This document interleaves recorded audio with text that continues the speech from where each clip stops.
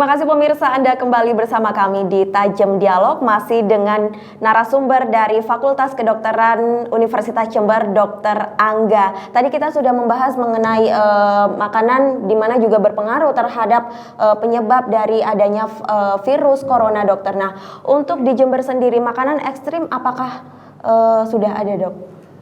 Sejauh pengetahuan saya kok tidak ada ya, jadi alhamdulillah ya. Jadi kalau di Jember saya pikir resikonya sangat kecil ya, kecuali memang ada warga Jember yang baru berpergian dari Wuhan, Cina gitu. Ya. Nah, kemudian makanan yang dikonsumsi sangat ekstrim seperti kelelawar, ular dan lain sebagainya, dokter. Tapi di Indonesia juga ada seperti halnya di Manado. Bagaimana itu, dokter?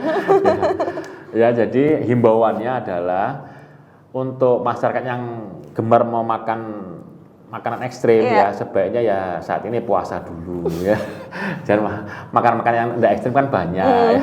Itu dulu, daripada nanti ternyata kelelawar di sini ternyata juga ada virus yang lain. Nah, kan jadi repot juga kita ya. Di mana di Manado juga terdapat pasar yang menjual beberapa makanan liar ya, dokter, makanan dari ekstrim itu tadi. Apakah dimungkinkan akan juga berpindah ke Kabupaten Jember, dok?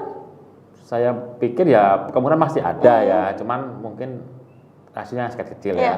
Sementara di Jember sendiri saat ini banyak sekali kuliner-kuliner yang diadopsi dari negara-negara luar seperti halnya Cina, Korea dan lain sebagainya, dokter. Baik, jadi benar. Memang ya, tapi yang penting adalah virus itu mati dengan pemanasan. Ya, jadi kalau suhunya itu dinaikkan sampai 70 derajat Celcius, di literatur itu disebutkan bahwa virus itu akan mati. Jadi himbauan saya, jadi kalau memasak sesuatu apapun itu ya harus sampai matang ya. Harus suhunya lebih dari 70 derajat Celcius, 100 derajat gitu.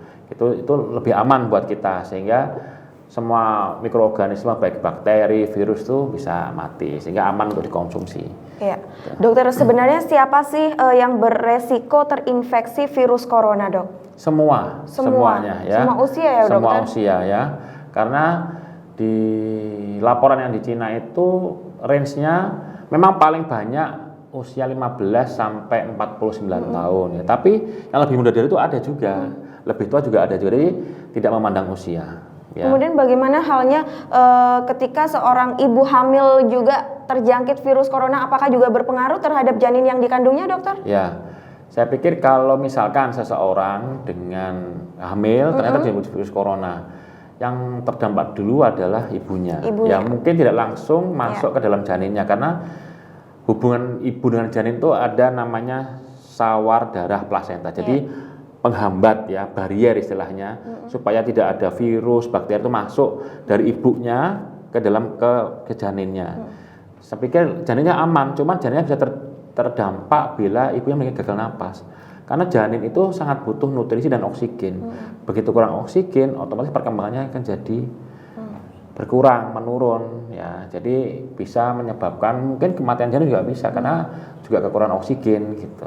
Bagaimana halnya untuk mencegah penyebaran virus tersebut agar tidak semakin berkembang biak di dalam tubuh, dokter? Baik. Jadi bila seseorang yang misalnya menderita pneumonia atau batuk-batuk dah gitu aja ya, gampangnya batuk-batuk, sebaiknya memakai masker. Ya, masker juga jangan masker yang sekedar masker harus ada masker yang 3 lapis ya. Istilahnya kalau kita sekarang tuh masker bedah. Ya, masker bedah itu yang depannya itu hijau, belakangnya putih gitu. Nah, itu yang menurut saya yang mungkin yang standar minimal. Yang lebih bagus ada namanya masker N95 yang seperti kayak istilahnya bekepan gitu ya, dibekap gitu ya. Tapi yang kalau udah masker yang bedah itu saya pikir sudah lumayan bisa untuk menghindari transmisi kontak ke yang lain ya. Selain masker, dokter ada lagi? Terus kemudian itu cuci tangan. Karena virus corona ini ternyata menularnya selain dari droplet dari percik renik itu tadi juga dari tangan ya, tangan kemudian yang terkontaminasi virus itu kemudian mengucek mata, mengorek hidung gitu, yang sehingga virus itu berpindah dari tangan seseorang masuk ke mukosanya, mukosa di mata, di hidung, di mulut gitu. Nah, ternyata itu bisa juga. Sehingga selain masker ya itu harus rajin cuci tangan. Cuci tangan tidak kemarin sudah ya diajari cuci tangan ya. Jadi sebaiknya ya menggunakan sabun, air mengalir, atau kalau tidak ada sabun ya ini apa namanya, hand rub namanya, yang terdiri dari alkohol dan apa istilahnya bahan-bahan desinfektan lain gitu. Ya. Dokter, apakah virus corona ini bisa dideteksi sejak dini tanpa mereka harus mengalami gejala-gejala seperti yang tadi dijelaskan oleh dokter? Ya, tidak bisa. Tidak bisa. Ya, tetap jadi seseorang yang terjangkit virus corona gitu, kita harus menunggu dulu soalnya gejala itu muncul. Ya syukur-syukur misalkan bisa seseorang terjangkit virus corona tapi tidak bergejala. Tubuhnya karena saking kuatnya imunitasnya dan kekebalannya dia membunuh virusnya itu, bisa kan seperti itu. Sehingga seseorang yang terjangkit virus corona itu memang belum tentu jadi sakit. Seperti halnya dulu waktu MERS ya. MERS itu kan seluruh jamaah haji kemungkinan atau jamaah umroh kemungkinan terjangkit virus MERS. Cuman ada yang sakit, ada yang tidak sakit gitu. Sama halnya dengan virus corona. Mungkin ada yang terjangkit tapi kemudian hanya 1-2 orang saja yang bergejala, yang lainnya enggak karena daya tahan tubuhnya kuat gitu. Ya. Dokter, virus corona memang penyebarannya belum sampai di Indonesia, tapi beberapa waktu lalu sudah beredar isu bahwasanya di Kabupaten Jember ada salah satu pasien yang dideteksi mengalami terjangkit virus tersebut. Nah, pada waktu itu tanggapan dokter bagaimana tuh? Jadi kan hal itu juga sudah dikliarkan di mass media ya. Jadi memang terduga itu masih diduga. Jangan-jangan ini virus corona, tapi ternyata setelah dipantau ternyata bukan, sembuh sendiri pasiennya. Itu hanya apa istilahnya virus influenza biasa atau radang tenggorokan biasa. Nah, itu kan sudah dijelaskan ya. Ya jadi sampai saat ini alhamdulillah ya Jember sepertinya masih aman ya, tapi tetap kita harus waspada. Ya. Pada waktu itu dokter mendengar informasi bahwasanya ada seseorang pasien yang terjangkit virus corona, bagaimana dokter? Nah ini juga, kok ada lagi. Jadi saya coba ceritakan, saya jadi dokter paru ya, dokter paru itu yang menangani kasus-kasus seperti ini. Jadi ya kita waktu itu sudah berkoordinasi ya dengan di rumah sakit bagaimananya nanti kalau itu ternyata memang benar gitu. Ya, ternyata kan memang karena waktu itu kan kita belum siap ya, akhirnya pasien dirujuk ke Surabaya gitu. Yang ternyata Surabaya juga terkonfirmasi bukan corona. Gitu. Sejauh ini langkah-langkah atau mungkin persiapan dari petugas kesehatan sendiri jika ada seseorang yang terjangkit virus corona bagaimana dokter? Jadi dari dinas kesehatan dari provinsi terus kemudian ke kabupaten itu sudah mempunyai alur bagi penanganannya misalnya terduga ada virus corona. Jadi bila seseorang ada virus corona itu nanti yaitu tadi dipisahkan dari komunitasnya atau dari lingkungannya, kemudian dipantau bagaimana apakah memburuk atau tidak. Selama pemantauan itu juga itu dilakukan pemeriksaan itu tadi swab tenggorok atau pemeriksaan darah dan lain-lain tuh. Ya. Virus corona sejauh ini belum bisa disembuhkan ya dokter, belum ada obatnya. Kemudian apakah juga dibutuhkan vaksin untuk pengobatan atau mungkin mengantisipasi penyebaran virus tersebut tidak semakin meluas dok? Ya. Virus ini sangat cepat sekali berubah ya, misalnya bermutasi. Dari yang tadinya misalkan tipenya A jadi tipe B, tipe C, tipe D, cepat sekali ya. Sehingga sampai saat ini untuk memproduksi vaksin itu kesulitan karena sangat cepat berubah sekali. Ya, sehingga yang jadi titik penting adalah karena belum ada obat yang khusus yang bisa langsung membunuhnya, terus kemudian belum ada vaksin. Yang terpenting adalah pencegahannya. Ya, pencegahannya bagaimana? Yaitu tadi memakai masker dan cuci tangan, gitu. Ya. Dok, apakah ARV juga bisa menyembuhkan virus ini, dok? Ya, ada salah satu laporan di Cina juga itu ya. Ada satu dokter itu menggunakan ARV. ARV itu adalah antiretroviral, obat yang digunakan untuk HIV/AIDS ya.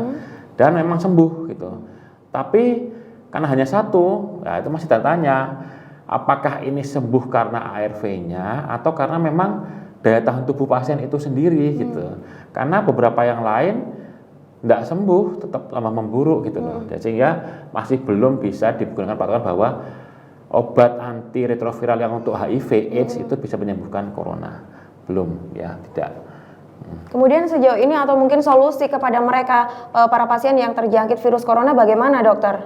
Ya kalau terjangkit virus corona kita harus benar-benar istilahnya menyemangati pertama ya, memberi semangat, terus kemudian menjaga nutrisinya, meningkatkan daya tahan tubuhnya gitu. Ya, dan yang terpenting ya sementara harus terpisah dulu dari keluarga dan lingkungan mestinya ya. Itu. Harus penjagaan ketat ya dokter 24 jam kepada mereka para pasien yang terjangkit. Dan tidak bisa dirawat di sembarang tempat loh ya. Harus di ruang isolasi yang memang tidak hanya isolasi tapi bertekanan negatif dan memang punya pemantauan ketat, istilahnya ada monitornya, terus kemudian ada petugas yang berjaga memang 24 jam untuk mengawasinya gitu. Ya.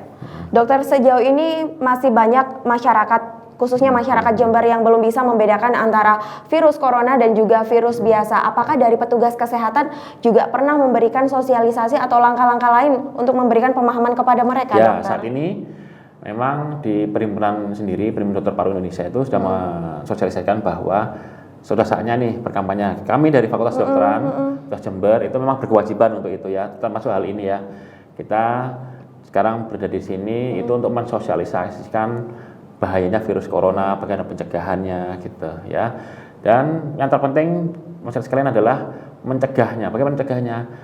Menggunakan masker dan cuci tangan. Setiap akan makan atau apa atau sebut menyentuh apa itu cuci tangan. Ya, gitu. Itu saja. Kemudian sosialisasi lainnya yang dilakukan? Ya. Kami juga datang ke sekolah-sekolah, terus kemudian ke komunitas geriatri gitu ya. Dan juga dari Puskesmas juga, maksudnya kalau di Puskesmas itu ada tiap pagi atau tiap seminggu sekali itu ada namanya penyuluhan ya. Nah, di situ pasti juga akan disampaikan dari petugas-petugas kesehatan yang ada di lapangan. Ya. Penyuluhan seperti apa yang diberikan kepada mereka, dokter? Ya, dan untuk targetnya, dok? Ya, targetnya seluruh khalayak ya. Targetnya seluruh khalayak, terus kemudian intinya adalah bagaimana mencegahnya, bagaimana mengidentifikasinya, terus bagaimana cara mengobatinya dan bagaimana respons. Misalnya ternyata ada 1-2 orang yang terduga virus corona. Itu. Sejauh ini sosialisasi tersebut sudah berjalan di beberapa titik. Ya, bagaimana respon mereka? Sudah berjalan dan memang responnya baik ya. Antusias, apalagi untuk ibu-ibu itu biasanya ibu-ibu itu kan banyak bertanya gitu. Ini apa gitu ya. Ya, dan saya pikir masyarakat tidak perlu cemas, paranoid. Sebegitu paranoidnya, oh ini Wuhan nih gitu. Ya, enggak ya. Yang jelas kuncinya adalah bila ada riwayat bepergian ke Cina. Ternyata di Wuhan dan kontak dengan pasien atau pernah mengunjungi rumah sakit yang merawat pasien dengan coronavirus, nah itu yang harus waspada ya. Ya, karena kita sendiri juga tahu bahwasanya virus corona ini sudah membooming di dunia ya, dokter. Nah, seperti apa sih bahayanya gitu kan, masyarakat Jember masih belum tahu gitu. Mungkin boleh dokter memberikan pemahaman kepada masyarakat sejauh apa bahaya dari virus corona dan yang ada di Kabupaten Jember sendiri saat ini, dok. Ya. Jadi untuk masyarakat Jember, saya harap tidak perlu cemas ya, karena sampai saat ini di Jember masih belum ada yang memang terduga virus corona ya. Yang penting adalah mencegahnya. Bagaimana mencegahnya? Bila ada gejala batuk, sesak napas, demam, pakailah masker dan segeralah menemui dokter untuk diperiksa apakah ini pneumonia atau bukan. Kedua, cuci tangan teratur ya. Bila habis memegang berat apa, cucilah tangan sebelum memasukkan makanan ke mulut atau kemudian ngucek-ngucek mata gitu. Ya, itu mungkin yang bisa disampaikan. Baik, semoga dari apa yang disampaikan dokter tadi juga bisa dipahami gitu ya oleh masyarakat Kabupaten Jember sendiri khususnya. Ya, berbicara mengenai penyebaran dari virus corona atau mungkin penemuan virus corona ini salah satunya juga ditemukan di gagang pintu salah satu pasien yang terjangkit virus corona di Wuhan, Cina, dokter.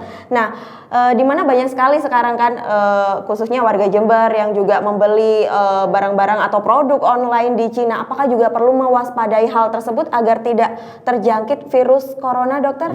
Kita jawab usai pariwara berikut. Dan pemirsa, tetaplah bersama kami di Tajam Dialog.